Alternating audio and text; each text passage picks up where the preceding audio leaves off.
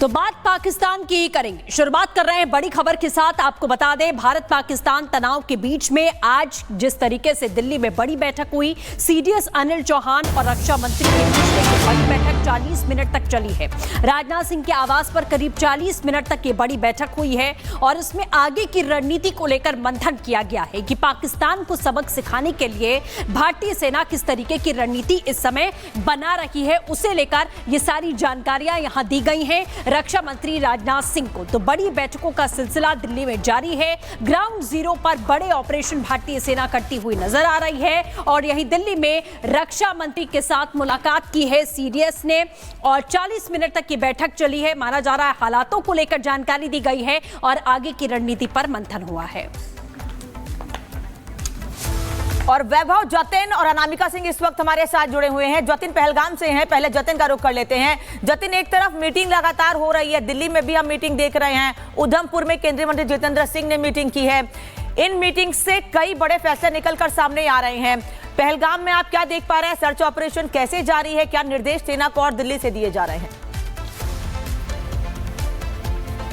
बिल्कुल, देखिए, chief of defence staff की मीटिंग रक्षा मंत्री से होना, ये मैसेज तो बिल्कुल क्लियर है कि खाका तैयार किया जा चुका है कि आने वाले दिनों में क्या कुछ होना है वो रक्षा मंत्री और चीफ ऑफ डिफेंस स्टाफ को पता है। और उसी को लेकर जो 40 मिनट आज बातचीत हुई, उसका असर अब जाहिर तौर पर घाटी पे देखने को मिलेगा। इससे पहले जब 22 तारीख को आतंकी हमला हुआ, उसके बाद प्रधानमंत्री मोदी किस तरीके से एक्टिव रहे, अमित शाह तुरंत यहां पहुंचे और उसके बाद घाटी की तस्वीर बदली। आज घाटी में अलग अलग जगहों पर सर्च ऑपरेशन चल रहा है। खास तौर पर साउथ कश्मीर का जो इलाका है, वहां पर आतंकियों के घर पर कार्रवाई की जा रही है। अमूमन हम यूपी में बुलडोजर कार्रवाई देखते थे, लेकिन घाटी में आतंकियों पर जो कार्रवाई की जा रही है वो आईईडी ब्लास्ट के जरिए की जा रही है। उनके घर अब मलबे में तब्दील हो रहे हैं। 14 आतंकियों की लिस्ट जो जारी की गई है, उसको ढूंढने के लिए door to door campaign army की तरफ से चलाया जा रहा है, सीआरपीएफ की टीम के द्वारा चलाया जा रहा है और जम्मू कश्मीर पुलिस असिस्ट कर रही है। डोर टू डोर कैंपेन के जरिए मकसद यह है कि घर घर जाकर उन आतंकियों के जो फोटोज है वो लोगों को आर्मी दिखा रही है ताकि इनके बारे में जो सुराग है वो मिल सके।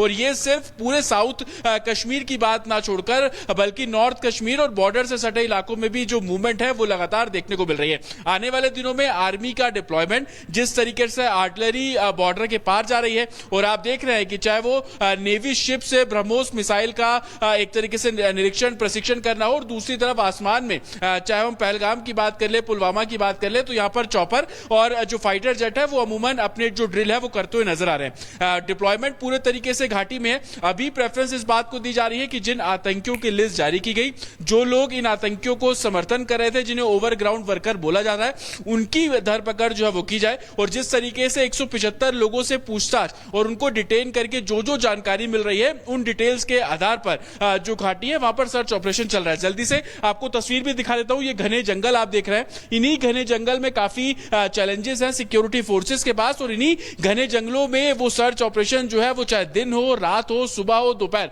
वो लगातार चल रहा है और अलग अलग जोन में बांटकर आतंकियों को पकड़ना, उनके खिलाफ कार्रवाई करने की बात जो प्रशासन शुरुआत से करता आ रहा है। प्रधानमंत्री नरेंद्र मोदी ने आज मन की बात में भी तमाम बातें रखी और जब वो बिहार में रैली कर रहे थे उस समय भी उनके वर्ड बिल्कुल क्लियर थे कि जो कल्पना आप नहीं कर सकते उससे ज्यादा कठोर सजा आतंकियों को दी जाएगी और उसी का जो पूरा खाका है, चाहे वो डिफेंस स्टाफ से लेकर बिल्कुल, यानी कि कुल मिलाकर पूरी तैयारी कर ली गई है। जतिन, एक बड़ी टीम हमारी ग्राउंड जीरो पर मौजूद है, रुक करेंगे एक एक कर सभी का, लेकिन उससे पहले आपको बता दें कि पहले पानी बंदी की गई, उसके बाद बॉर्डर बंदी, फिर वीजा बंदी और अब जल बंदी, यानी कि कुल मिलाकर सुरक्षा बलों ने आतंकवाद के खात्मे की पूरी प्लानिंग कर ली है।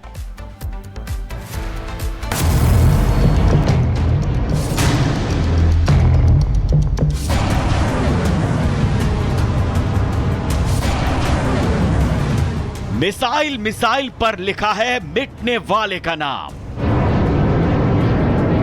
मिसाइल दर मिसाइल की हनक अरब सागर से उठी है,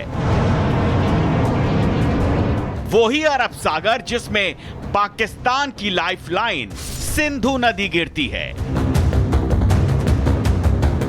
हिंदुस्तान अब पाकिस्तान की समुद्री नस काटने के लिए अरब सागर को बांधने जा रहा है। ताजा तस्वीरें भारतीय नौसेना के एंटी शिप मिसाइल परीक्षण की हैं।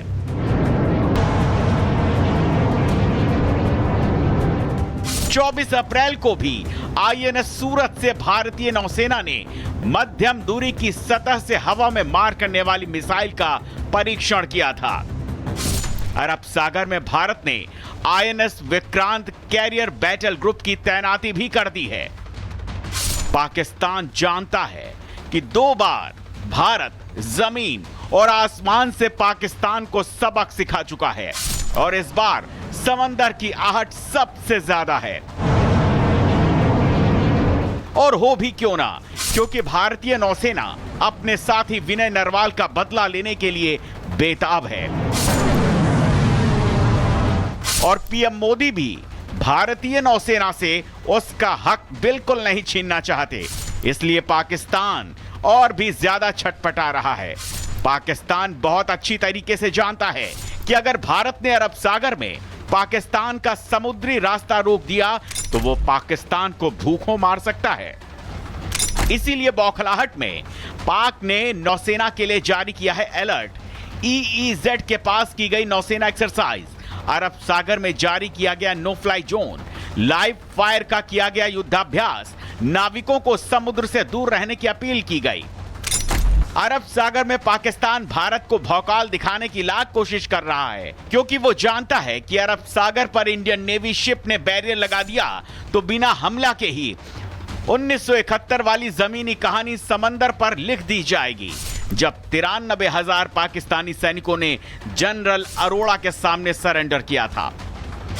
सिंधु नदी का पानी अगर पाकिस्तान की प्यास बुझाता है तो अरब सागर पाकिस्तान को उसके पैरों पर खड़ा करता है, और अगर अब पाकिस्तान के पैर कट गए तो पहले से ही कमर से लकवाग्रस्त पाकिस्तान घिसटने के काबिल भी नहीं बचेगा, क्योंकि कराची पोर्ट बर्बाद हो जाएगा।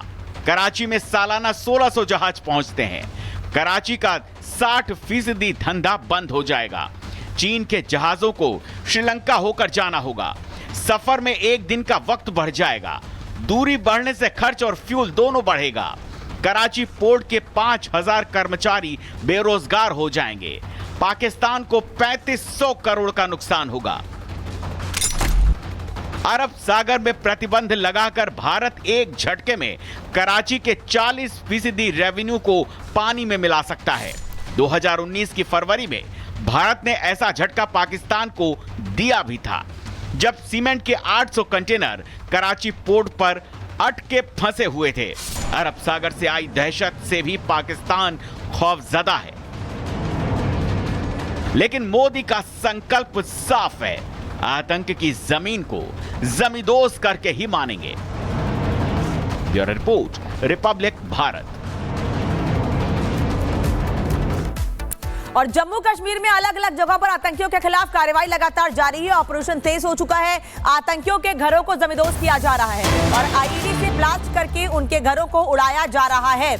ये वही आतंकी हैं जो लगातार घाटी का माहौल खराब करने के प्रयास करते हैं और इसीलिए अब इनके खिलाफ कार्रवाई की जा रही है। बांदीपुरा से लेकर कुलगाम अब तक 10 आतंकियों के घर को सेना ने उड़ाया है। कुपवाड़ा में लश्कर आतंकी के घर को ध्वस्त किया गया है। बांदीपुरा में आतंकी जमील अहमद का घर तबाह किया गया है। इसके अलावा 2 दिन पहले तस्वीर हमने आपको दिखाई थी, आतंकी आदिल के घर को भी तबाह किया गया था, IED ब्लास्ट से उड़ाया गया था। तो कहीं बुलडोजर एक्शन तो कहीं ध्वस्त करने की कार्रवाई लगातार जारी है। बिल्कुल, तो आतंकियों के ठिकानों को लगातार ढेर किया जा रहा है। अनामिका सिंह भी हमारे साथ जुड़ी हुई है। अनामिका, जिस तरीके से हम देख रहे हैं कि 10 आतंकियों के घर को ध्वस्त किया गया है, मतलब जो पाकिस्तान में बैठे हैं उनका तो सर्वनाश होगा ही, लेकिन घाटी में हर वो हाथ काटा जाएगा जो आतंक की मदद के लिए आगे आता है। देखिए, जिन 10 आतंकियों के खिलाफ कार्रवाई की गई है, इन 10 आतंकियों को लेकर इनपुट यही है कि 2016, 2014, 2015 से ये आतंकी घाटी में मौजूद नहीं थे, पाकिस्तान गए थे, बॉर्डर पार करके गए थे, वहां से ट्रेनिंग ली। इसके बाद ये घाटी में अलग अलग जगहों पर एक्टिव है। हालांकि ये अपने